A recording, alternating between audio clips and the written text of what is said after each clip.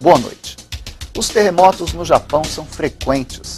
A Agência Nacional de Meteorologia registrou só no ano passado 290 tremores perceptíveis na região de Shizuoka. Os especialistas estão prevendo para a região um abalo mais violento que o de Kobe em 1995. E a população já está sendo treinada para um caso de emergência. O IPC Repórter de hoje fala das medidas de prevenção e o que você deve fazer se esse terremoto acontecer.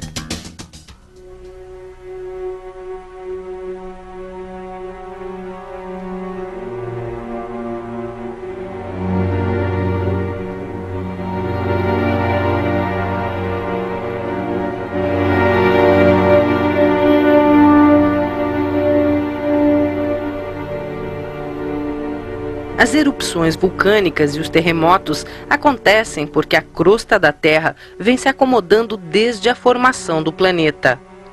É na superfície mais jovem que estes fenômenos acontecem com maior frequência. As terras do planeta estavam reunidas num só continente, sofrendo constantes transformações. A divisão destas terras originou a atual formação e posição dos continentes. Os blocos divididos são chamados de placas tectônicas e são separados por fendas vulcânicas.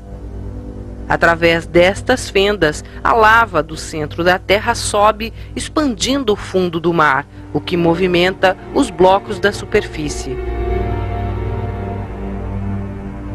Os terremotos causados pelo constante movimento da lava do núcleo do planeta são chamados de buraco ativo.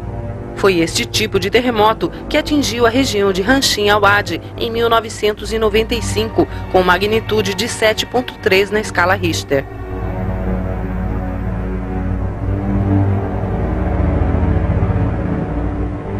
Os terremotos do tipo platô são provocados por atrito entre as placas tectônicas que, sob pressão, se quebram. Este tipo de terremoto acontece no Japão a cada 100 ou 150 anos, e o último foi na região de Anzai, em 1854.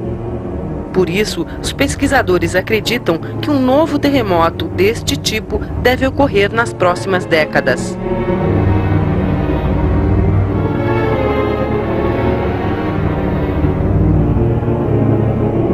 A estimativa é que o terremoto de Tokai atinja a magnitude de 8 graus na escala Richter, ou seja, 16 vezes mais violento que o terremoto de Kobe.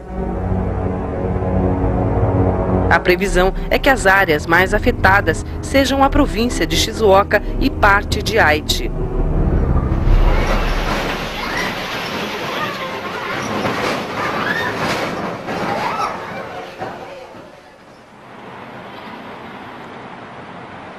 O Centro de Prevenção contra Terremotos da província de Shizuoka recebe anualmente mais de 50 mil visitantes. O local reúne pesquisadores que acompanham a evolução dos movimentos terrestres, divulga medidas necessárias para a prevenção e oferece treinamentos de prevenção para a população. Para muitos brasileiros, medida preventiva contra terremotos é novidade, já que no Brasil eles raramente acontecem. Por isso, o centro convidou 38 alunos brasileiros de uma escola para participar de um treinamento. Dessa experiência de trazer as crianças para cá, você acha que você vai conseguir aproveitar esse material na sala de aula de alguma forma? Eu acho que nós podemos aproveitar de muitas formas, né? E a mais importante, eu acredito, é realmente preparar os alunos para esse tipo de acontecimento, que os brasileiros não dão tanta importância, mas que os japoneses estão bem preparados, porque eles já vivenciaram esse momento. Então, eu acho muito importante para fazer com que eles se adaptem às situações, né? E aprendam alguma coisa com esta realidade japonesa. O painel luminoso representa as 12 placas tectônicas da Terra e muitas crianças ficaram surpresas ao descobrir que o Japão está bem na junção de 4 delas. É por isso que acontecem tantos terremotos no Japão.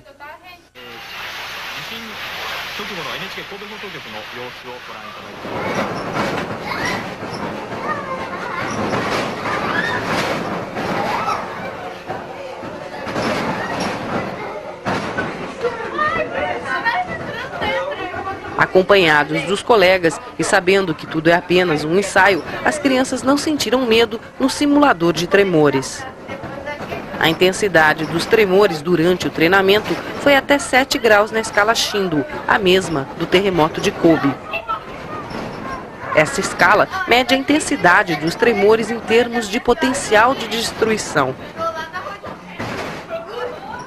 O número é mais alto na área central do terremoto e vai diminuindo conforme a distância do epicentro.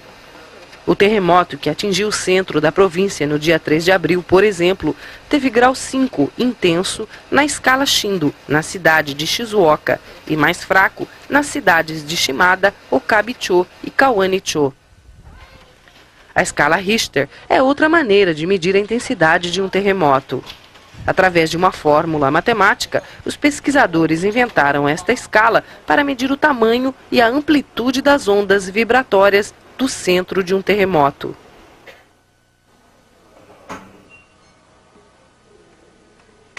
A propagação das ondas de um terremoto pode ser no sentido horizontal, de norte a sul, leste a oeste, ou vertical, de cima para baixo. O movimento vertical se propaga mais rápido e, por isso, o poder de destruição é muito maior. No terremoto de Kobe, por exemplo, metade dos movimentos foi de cima para baixo.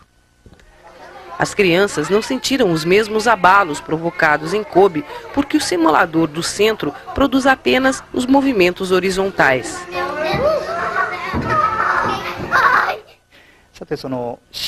O sismólogo Nobumasa Kawabata disse que o terremoto de Tokai está previsto para acontecer na Baía de Suruga, na província de Shizuoka.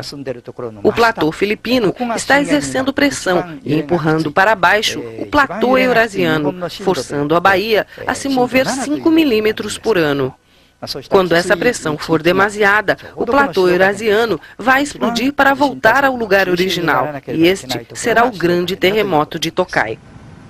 Ele diz que o epicentro provável do terremoto de Tokai está próximo ao magma do Monte Fuji e existe a possibilidade do vulcão entrar em atividade. O sismólogo ressalta que 49 dias após o terremoto de Muronaga, em 1707, o Monte Fuji entrou em erupção, portanto, a hipótese não pode ser descartada. Ele estima que quando houver o Tokai, pelo menos metade das construções da província sofrerão danos e perto de 200 mil casas serão completamente destruídas. Desde 1981, todas as construções do Japão são obrigadas a obedecer o padrão de segurança contra terremotos. Mas o pesquisador revela que atualmente quase 600 mil casas na província são construções antigas. O terremoto de Tokai pode forçar pelo menos 1/3 da população da província a viver em abrigos. No terremoto de Kobe, todas as construções feitas antes de 1970 desabaram.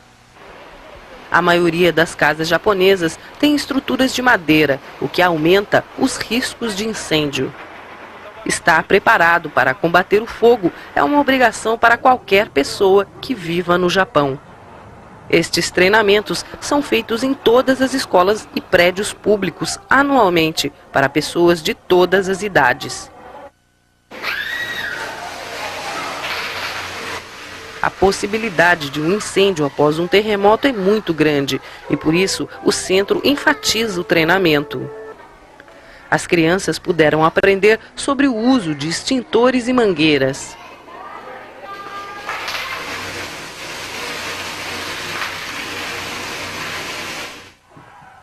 Para aprender como se comportar em ambientes fechados em caso de incêndio, o centro oferece um labirinto de fumaça com as portas trancadas. O objetivo é mostrar que o ar quente sobe, como nos balões de São João, e faz com que a fumaça se concentre mais perto do teto. Para evitar a intoxicação com a fumaça, é preciso andar próximo ao chão.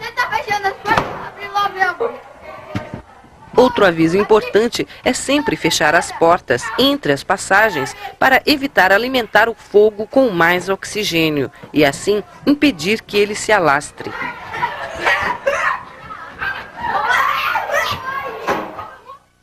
Outro efeito provocado pelos terremotos é a movimentação das águas do mar.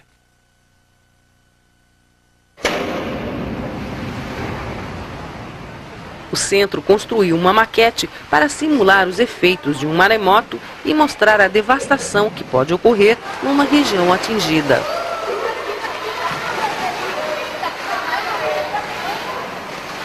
No terremoto de Tokai, como os platôs são submarinos, o maremoto será intenso, com ondas de até 12 metros na região de Numazu e de 5 a 6 metros nas regiões de Hamamatsu, Shizuoka e Shimizu.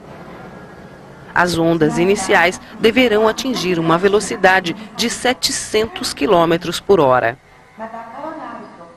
Você acha que vai acontecer algum terremoto aqui? Acho que vai. O que você acha que você vai fazer na hora que acontecer um terremoto? Você já aprendeu o que você deve fazer? Eu vou correr. Só isso? Só. O que você aprendeu aqui hoje?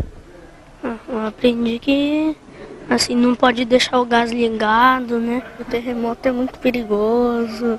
E quando for fugir tem que levar as coisas assim.